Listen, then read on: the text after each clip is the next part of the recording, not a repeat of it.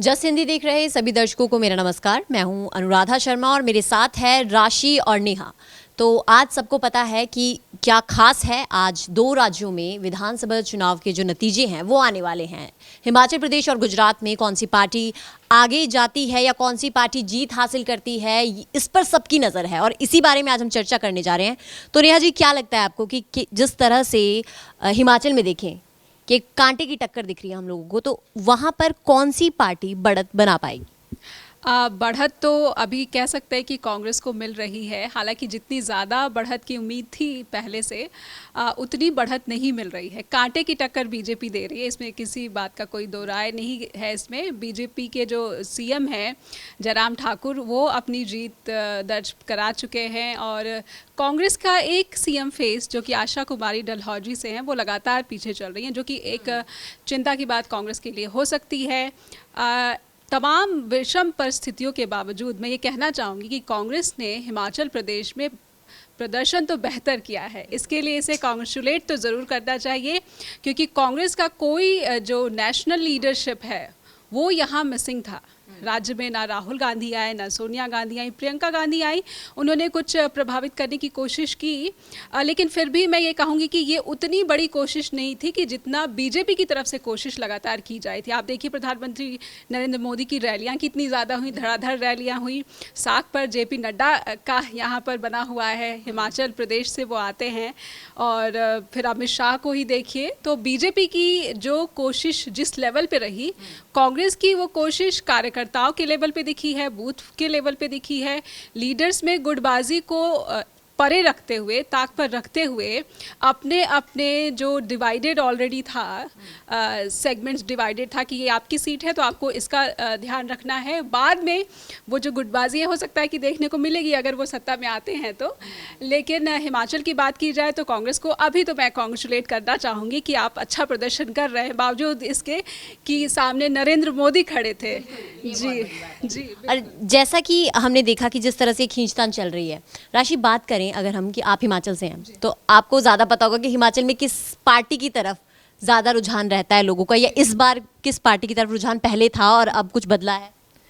हिमाचल में ये बात सबको पता है कि कोई भी एक पार्टी कभी वहाँ पे हमेशा रही नहीं है। हमेशा से देखा गया है कि अगर बीजेपी आई है तो उसके अगली बार हमेशा कांग्रेस ही आती है या उसके बाद बीजेपी ही आती है। तो इस बार लग रहा है कि हो सकता है कि कांग्रेस इस बार सामने आए। प्रदर्शन काफ़ी अच्छा है कांग्रेस का, तो देखते हैं। इसके लिए कांग्रेस को पहले से बधाई, अगर जीत हो या हार हो, लेकिन कांग्रेस का प्रदर्शन बेहद अच्छा है इस बार का। और ऐसा ही हम कहें कि गुजरात में बोलें, लेकिन गुजरात में तो गढ़ है बीजेपी का। और इस बार क्या लगता है कि अभी हाल ही में जो रुझान आ रहे हैं उसे साफ तो काफ़ी हद तक हो गया है, लेकिन फिर भी गुजरात की आपके नज़रिए में गुजरात किस ओर जा रहा है? ये तो तय ही था। जो प्रधानमंत्री लगातार दनादन रैलियां कर रहे हैं, अमित शाह अपना सारा काम छोड़कर 15 दिनों से वहाँ पर कैंप लगाकर बैठे हुए हैं। पूरा केंद्रीय जो मंत्रिमंडल है वो गुजरात में है।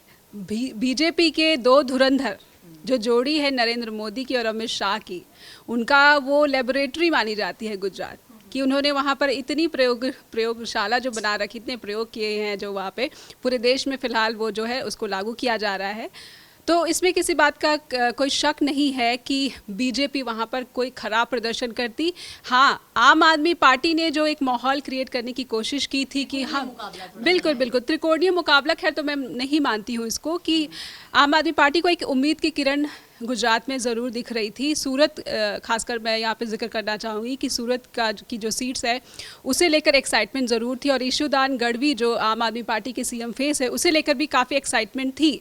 लेकिन बाद में काफ़ी हद तक ये साफ होता चला था कि अगर आम आदमी पार्टी यहाँ पे परफॉर्मेंस कर रही है तो वो बीजेपी को नुकसान तो नहीं पहुँचा रही है, बल्कि कांग्रेस को ज़्यादा नुकसान पहुँचा रही है। और यही वजह मैं मानती हूँ कि कांग्रेस का गुजरात में प्रदर्शन बहुत ही निराशाजनक रहा है। मैं बहुत पे इसीलिए ज़्यादा जोर देना चाह रही हूँ क्योंकि जो प्रयोग कांग्रेस के दिल्ली नेतृत्व ने हिमाचल प्रदेश में किया, वो प्रयोग गुजरात में बिल्कुल उल्टा पड़ गया है।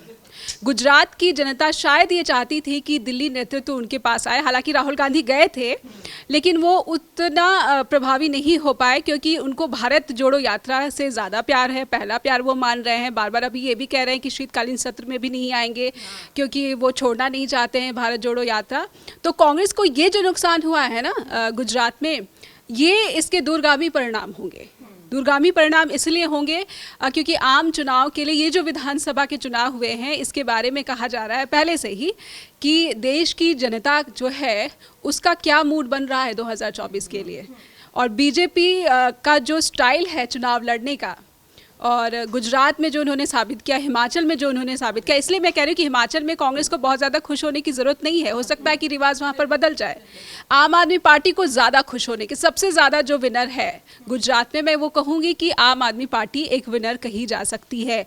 एक दिन पहले दिल्ली में एमसीडी में हालांकि क्लीन स्वीप जिसकी बात कही जा रही थी वो तो नहीं कर पाए हैं, लेकिन फिर भी एक पावर सेंटर जो एमसीडी मानी जाती है दिल्ली में, कि अगर आपको दिल्ली के लोगों को खुश करना है, दिल्ली में सरकार चलानी है, तो एमसीडी में कब्जा तो होना चाहिए।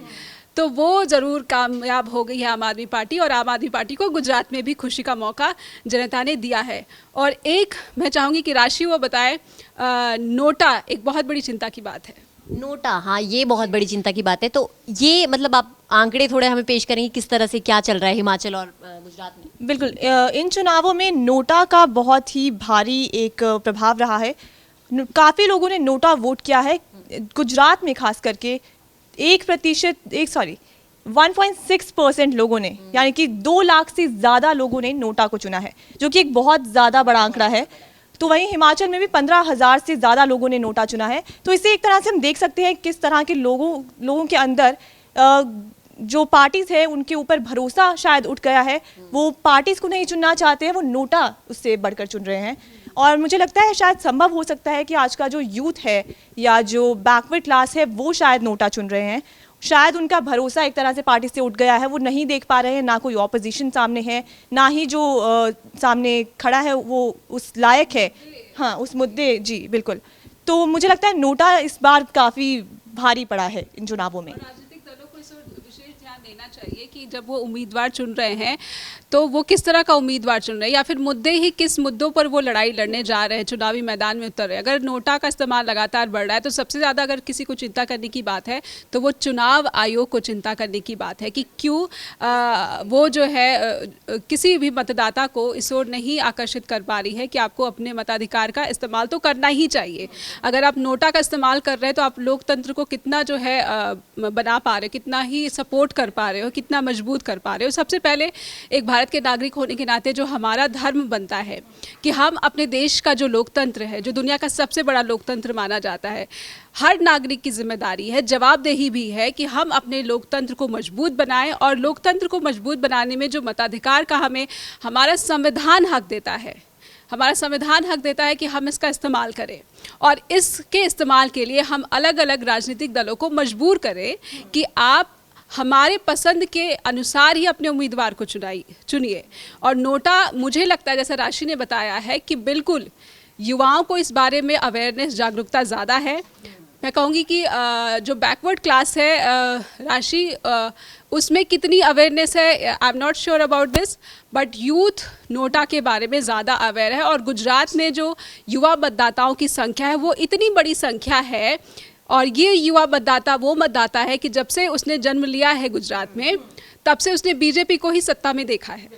और बीजेपी की ये जो नोटा का इस्तेमाल बढ़ा है वो बीजेपी के प्रति उदासीनता को ही बताता है।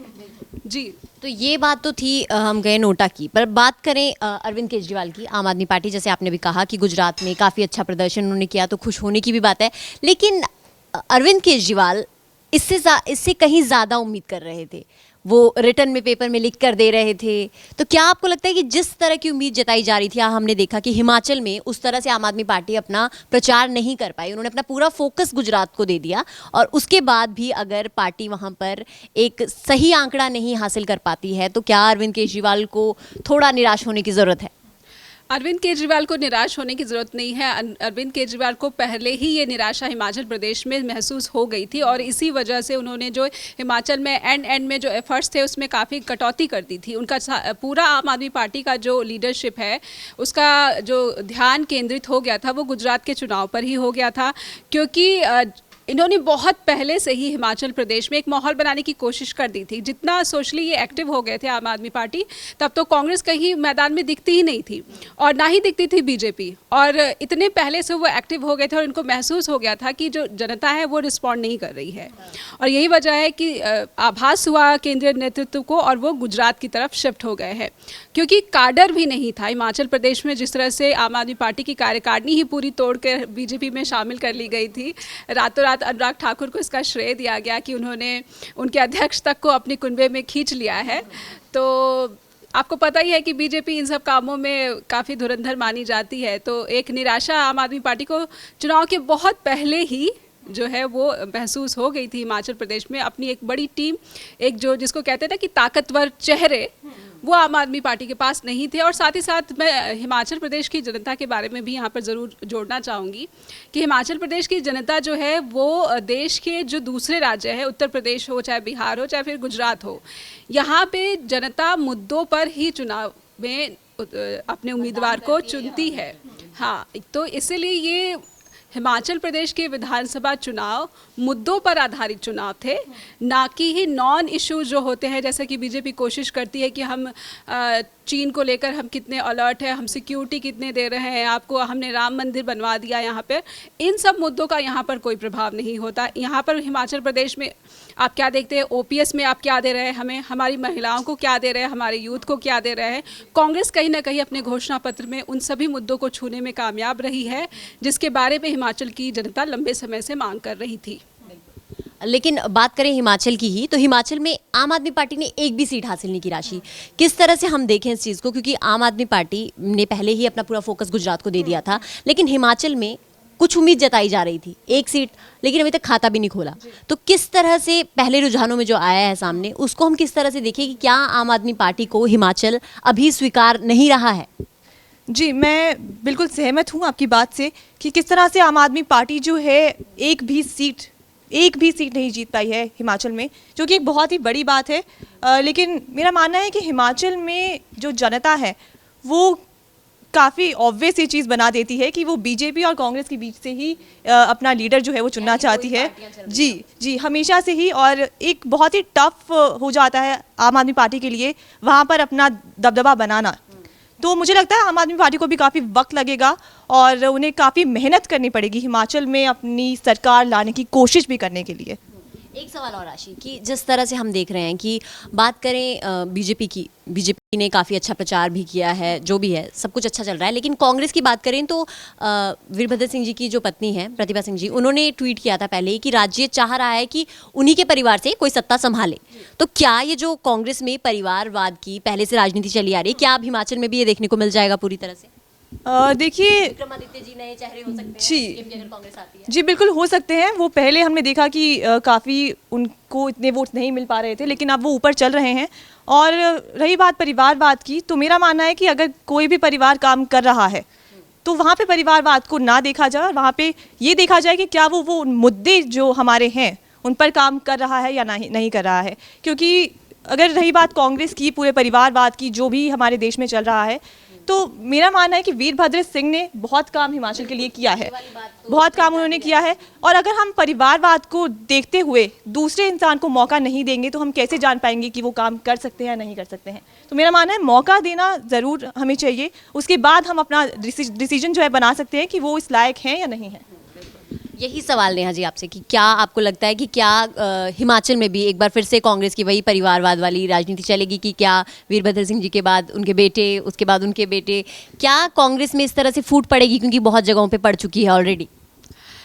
मुझे लगता है जब पिछले समय में जब कांग्रेस की कार्यकारिणी का गठन हो रहा था तो एक बात सोनिया गांधी ने पहले ही साफ कर दी थी, स्पष्ट कर दी थी कि सीएम फेस जो है वो बाद में चुना जाएगा, और सीएम फेस बाद में चुना जाएगा। और जिस तरह से काम वर्किंग जोन इन्होंने डिस्ट्रीब्यूट अलग अलग कर दिए थे, ये बताता था कि सीएम फेस कौन चुनेगा, वो केंद्रीय नेतृत्व चुनेगा। प्रतिभा सिंह के अब अगर आप पीछे समय के बार बार बयानों को आप गौर करिएगा तो वो बिल्कुल इस पोजीशन में नहीं आती हैं कि वो विक्रमादित्य को आगे पुश कर भी पाएंगी, क्योंकि उनका मुकाबला किससे, उनका मुकाबला सुखविंदर सुक्खू से है, उनका मुकाबला किससे, उनका मुकाबला मुकेश अग्निहोत्री से है।